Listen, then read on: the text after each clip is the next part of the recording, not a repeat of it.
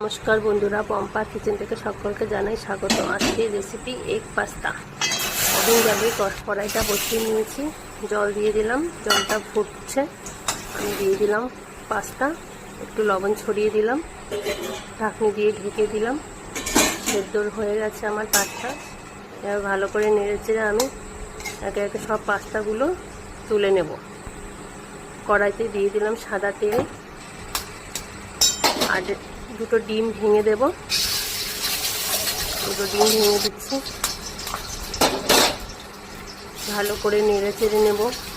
ডিম দুটো নেড়ে চেড়ে ঝুড়ো ঝুড়ো করে নেব। একটু কাঁচা লঙ্কা কুচি করে রেখেছিলাম, সেটাও দিয়ে দিলাম।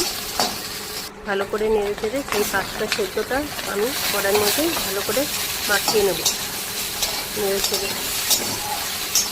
এবার পাস্তার জলটা আমি রেখেছিলাম দেবো বলে মনে নেই, সেটা ফেলে দিয়েছি। তোমরা ওই জলটাই দেবে। আমি আবার পরে একটা জল গরম করে নিয়েছি, সেই জলটুকু দিয়ে দিলাম, আর একটু লবণ ছিটিয়ে দিলাম। অল্প করেই দিয়েছি, আগে দিয়েছিলাম সেদ্ধের সময়, তার জন্য আবার অল্প করে দিয়েছি। তার মধ্যে দিয়ে দিলাম ম্যাগি মশলা, নেড়ে চেড়ে নামিয়ে নিলাম। হয়ে গেছে আমার এগ পাস্তা রেডি। দেখো কত সুন্দর লাগছে দেখতে, দেখতেও যতটা সুন্দর, খেতেও ততটাই সুন্দর। একটু পেঁয়াজ কুচি, একটু শসা কুচি করে রেখেছিলাম, সেটাই দিয়ে দিলাম। তোমরাও বাড়িতে এইভাবে বানিয়ে খাবে, দেখবে খুব সুন্দর লাগে। নমস্কার।